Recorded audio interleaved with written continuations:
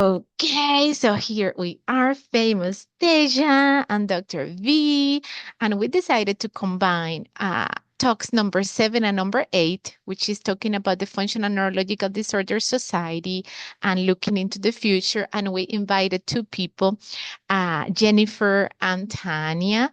And but before they get here, tell us, Tesha, update us. What are you doing? You have so many things going on. You gave a lecture in the Functional Neurological Disorder Society. Tell us, tell us.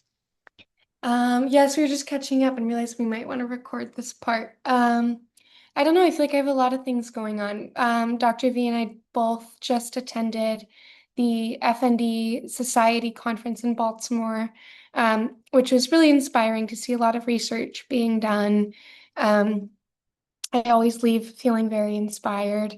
And it was really nice. I was able to, as Dr. V mentioned, give a talk with Elizabeth and help kind of represent that patient perspective in research and in general of why this work matters. And yeah, I have this summer off between pharmacy terms. I'm working in England, staying in England this summer, working with people with intellectual disabilities out in the community. That's my summer job. And then I'll be speaking, going to another conference in 2 weeks to announce the Wales care pathway for people with FND. So I'll be speaking there, and I was on that project, which is really exciting. So always lots going on, but it's always a good thing. Amazing. It's like I feel, welcome, Jennifer. We're doing the initial check-in. I feel, Tesha, that honestly, it's becoming a market, like functional excellence, functional diseases, functional healing is becoming a market.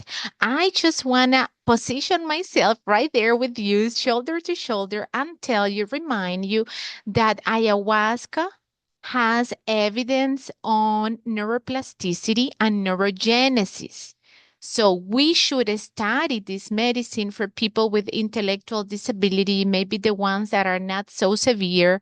And from the pharmaceutical perspective, I think DMT is a molecule that is being researched the same as mescaline, the same as psilocybin, the same as cannabis. You know, I work with the naturals, and there is a lot of exchange that can be done between the chemicals, the pharmaceuticals, and the wisdom that comes from the naturals. So let us see what happens at the end of this 30 minutes to 1 hour conversation. And yes. Anything else, Tesha, for your check-in and your updates before we go with Jennifer? I don't think so. Things are going well over here, trying to maintain that, keep leading. I lead young adult group for people with FND and working with pediatric patients, keep trying to inspire hope. And also for me, I think it's important. My life has gotten busier in other ways and full in other ways, and trying to find the right balance between advocating for FND and also living my own life a little bit more, which is really exciting. And I haven't mastered the balance, but I'm working on it.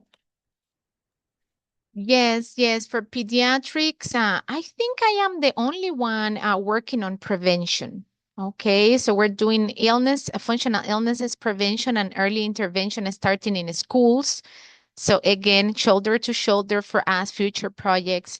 When it comes to the right balance, yeah, we have to be careful. You know, I never got married, like established a family. I never had children, right? I became such a workaholic. So you're in your 20s, right, Teja? So and well, Jennifer already married. Anyway, so be careful. Don't turn into a workaholic like me, like perennial workaholic. Okay. So yes, find the balance. Okay, Jennifer, welcome. And Teja, I want to thank you so very much and give you an opportunity also because I invited Tesha and Tanya to this conversation since I felt that you and I were so busy. I'm like, okay, maybe we bring Jennifer and Tanya to the series conversation and we ended with kind of a group talk. I never formally ask you. You know, I'm kind of like bold and I just go with the flow. I wanted to thank you for going with me, right, and welcoming Jennifer and Tanya to our original series of 8. And we're ending our 2 conversations in a group, and we're like maximum efficiency. So thank you very much, Tesha. And you are always welcome to talk to me, to speak up, to like, put me in my place and say like, wait a second, like I always with open hearts, I like to hear from you. And I like when you show who you are and you set your boundaries and all this good stuff that we do. So thank you so much. Okay, Jennifer and I have been working together for a couple of years. We had the paper. I'm going to show it in the screen. And Tesha, I hope all of us write a paper about this conference and the next steps. So Jennifer, now tell us a little bit. The conversation is already being recorded about you. You got invited, right? We're doing kind of a summary after the Functional Disorder Society meeting. I think we're coming from our personal perspective and sharing a little bit of what we do in general before getting into the juice of the conference. So if you wanna do a check-in, we were together obviously during the conference that was a couple weeks ago. So what has happened in these 2 weeks? Like, where are you in your life? And if you wanna do, Jennifer, like the integrative check-in to show people, the how's your mind, how's your physical health, how are your emotions, how is the environment that surrounds you, feel free to lead us here in this experience now. Sure. So I was traveling a lot during before the conference, and then after the conference we drove to Ohio. So it's been a long journey. So we're trying to get settled back in, and I'm trying to do a lot of things, but I'm also trying to find a balance, like Tasia.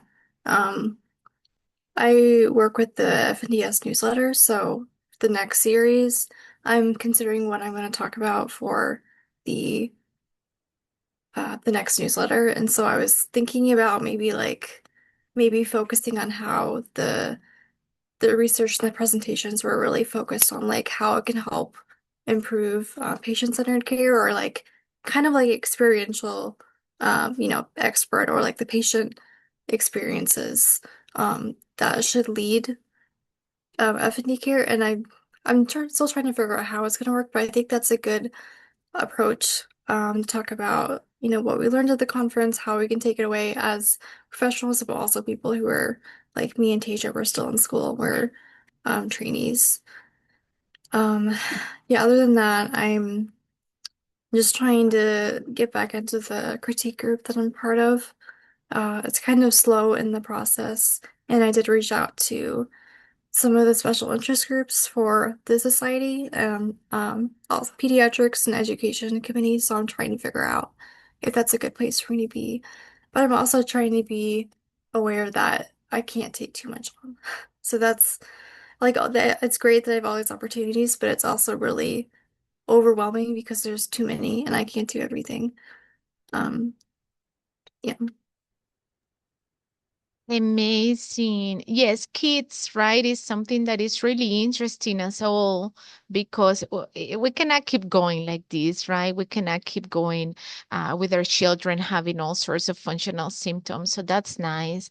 And writing the newsletter, Jennifer, congratulations. I mean, it's so interesting how we position ourselves, right? Like Jennifer is in the newsletter, she's like in the special interest groups, and then Teja is like in pharmacy school, like writing and giving lectures, right? Like she has become just so comfortable being a speaker. And wow, oh, congratulations to both of you. And Jennifer, you're right. How traveling, having fun, visiting family, working, and there are a few things that come to mind as a professional and as someone who is trying to better myself and help the community. Is like, be careful because there are lots of interests out there, right? Like people uh, pull you to work with them. Even me, sometimes I want to work with you because community and right working together is going to advance. So choose wisely, choose with your heart.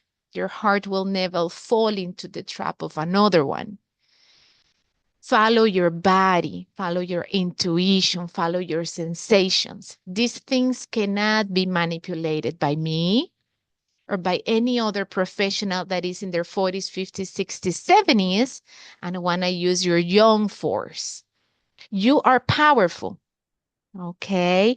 Your mind may be manipulated through mechanisms of hypnosis, through like expectations and the power play. Like, do you want to go up? Then, right? Do you want to climb the ladder?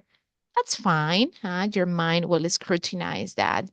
Your emotions and your sensations is so pure. That's very connected to a spiritual source of your own mission, your individual mission, that that which only you can realize. So congratulations. Okay, let us get to the juicy part.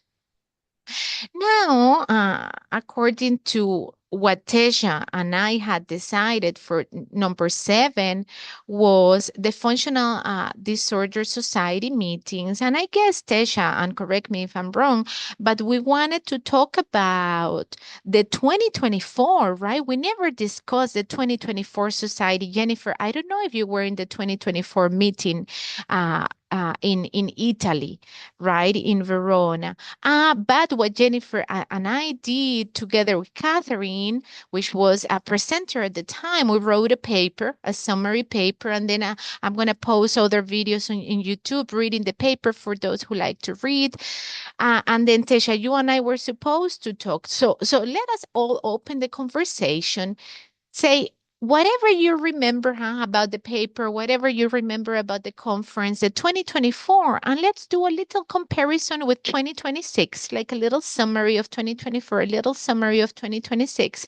And then I think we can jump right in there if we feel like it and say, well, based on what happened in 2024, that we wrote a paper and we were together in Verona, and what happened in 2026, that we were together there. Goals and aspirations, because that is our final talk. What are we doing this year? What are we doing from now on? And you already really spoke about this, but again, I want to hear your personal goals, your soul, your individuality, your mission, your aspirations. Good fortune and FND, right? Because a lot of the time, I'm a fierce advocate of this. FND has a meaning. Your body is telling you something. So good fortune. Can we have good luck despite what happened with us? Is this leading us to some amazing place where we are becoming the leaders? So very open. And again, allow your mind to get stimulated, feel your physical sensations, your emotions, and whoever wants to start, I can also start. So don't feel pressure.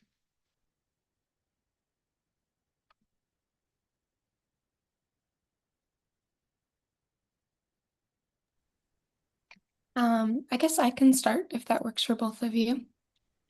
I think so. I didn't attend every day in 2024, and I was able to in 2026. So that might bias kind of what content I got to experience. I also think my kind of general holistic health was better in 2026, and that helped me receive and process the information a little better. So those caveats aside, I thought in 2024, I think a lot, at least to me, I was very new to a lot of the mechanistic research that was happening. And that was very exciting to me to see kind of a very real example and having it seen on brain imaging and things like that. And it felt like it was big progress in terms of legitimizing FND, but also recognizing through these mechanistic pathways of where we could potentially help people. And that felt very empowering and inspiring. That said, I do remember in Verona, there were a few moments where there seemed to be kind of a disparity between that and then some of the things being said still being pretty stigmatizing. And it was just an interesting juxtaposition. And I think while that was still true in 2026, it was improved. So I will say that. In 2026, I will be honest, I think my perspective has shifted a little because I have worked more on research as a collaborator, kind of in the expert by experience role on investigatory teams and stuff.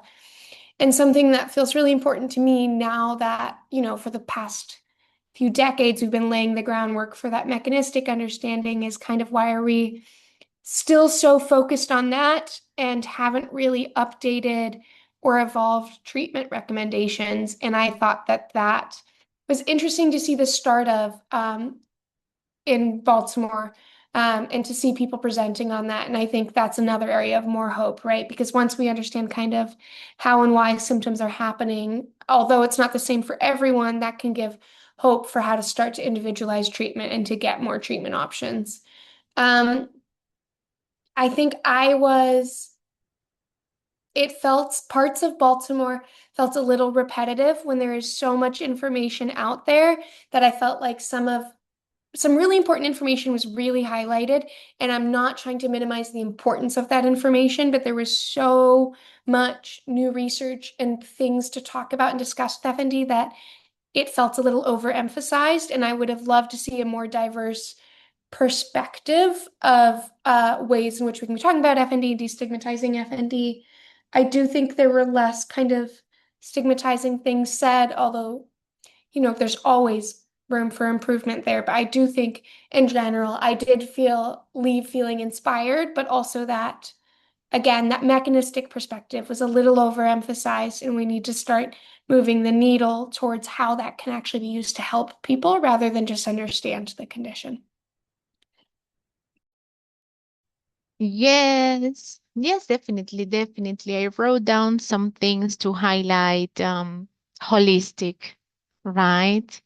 We feel it. We feel it in our bodies. It has to be integrative and holistic. Mechanisms turn into treatment. This also, right? We feel it, we see it.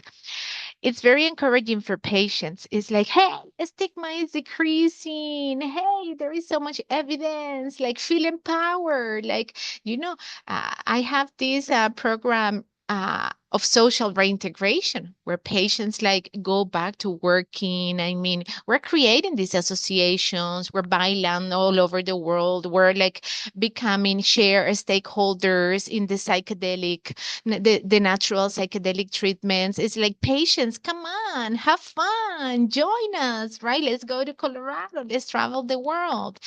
Like functional health is really becoming of social, medical, political interest, right, Teja? It has so many versions. When you have hundreds, thousands of people on disability, it becomes a political issue, right? So it's like, it's a great time. It's a great time to get involved. Yeah, thank you so much. Thank you so much. I wonder what Jennifer is going to say. I wonder where Jennifer was in 2024. Tell us, Jennifer. I was at the conference. I Oh, I didn't know you at yeah, the time. We hadn't talked. yeah. Okay, tell us, tell us. Well, I didn't attend every day. That was the year that I was finally figuring out. I did a neurofeedback, I think maybe like in the fall, so a couple months after, I think. So I wasn't completely like I'm not in remission now, but I'm a lot better than I was. But at that time, I was still kind of having a lot more symptoms, so I wasn't there every day. Um, and I did a lot of more of just like hanging out with FND Hope a lot, just because I felt like I was by myself and I didn't really know anybody. I do agree that the the framing of like at least functional seizures was a lot different. In the new conference, the recent one, like there was a lot of mismatch between like people were saying, oh, we need to call it functional or dissociative seizures, but then like they were proposing that as the new common terminology, but then we have presenters calling it a conversion disorder. And that was really like that, that just kind of bothered me that like we have so many people that are in the society that are promoting research and education, but then we still have people that are still behind. And I wondered how good that would be for, at least like for the VA. I'm a veteran and I'm trying to figure out how to help other veterans with FND that struggle like me. And knowing that at least the program that in the VA that they developed was really founded on it being psychogenic and conversion, that kind of really bothered me a lot. And I do agree with Tasia, a lot of the things that talked about in the new conference, they were really good. Like there was a lot more research, there was a lot more specialty and about like the comorbidities, which is a pretty big deal because a lot of people have them a lot. But what kind of also bothered me was again, kind of what she said that they provided like, oh, functional seizures, you're focused on attention a lot. So if you're really focused on your seizures, then you're gonna have them. And I was like, but that's not really giving you something else to do. Like, I feel like there needs to be a recognition that you can train your brain and body to do something else in replace of having the symptoms. And I feel like no one's really offering that. I don't know. For me, it kind of like it doesn't really make sense to like have these symptoms, but then they just say, "Oh, you should be mindful of like what's around you," instead of training your brain to do something else in place of having the symptoms. And I've just kind of learned that with trial and error, doing like cognitive tasks, doing like, different finger exercises, just when I'm feeling symptomatic and it helps. But like, no one's really saying, hey, we should actually try that because it actually might be useful instead of telling people that we just need to go to therapy and do CBT. Like, it's completely different, but no one's really like thinking of it that way. And I feel like that's a big I don't know. I mean, maybe it's just my experience, but I feel like we're not giving patients enough other options to do, as actual treatment, or at least to, I don't know, make us not focus on the symptoms, make us do something else that's actually Yes. useful. Yes, yes, yes. I was getting like annoyed and impatient with your exposition, so I'm sorry I kind of like interrupted you because yeah, like I agree. It's like so many nuances. Like, and even they said it at the conference, treatments are still deficient, right, Tesha? It's like we have the mechanism, so many research, right, Jennifer? We wrote it in the paper, like what's happening. So it's like banging with the hammer in the same spot, like it hurts me. Like, so I'm like, okay, let's move to solutions, please. Like, I cannot take this anymore. Now, one thing that really bothers me, Jennifer, that you mentioned, the multi-specialty, and Tesha also said, like, we had like many different perspectives there, but still something is missing. Let us go back to the basics and the mechanisms. Diagnostic criteria. This is a hot topic. And I spoke to them about the diagnostic criteria. Why? Because the way we talk about things, the way we classify things, will determine the treatment people get, will determine insurance coverage, will determine disability. And they're So, updating them right now, right? And what? they're actively updating them right now and looking for Exactly, feedback. Yeah, exactly, yeah. exactly. So I want us to decide how long are we going to be in the call and what do we want to discuss next in terms of treatment. And is in terms of diagnostic criteria, if we want to bring this to our conversation, what are we doing? Are we writing a paper? Like, are we trying to update the VA program, right? Like just moving slowly to this second part, which was talk number 8 that Tesha proposed initially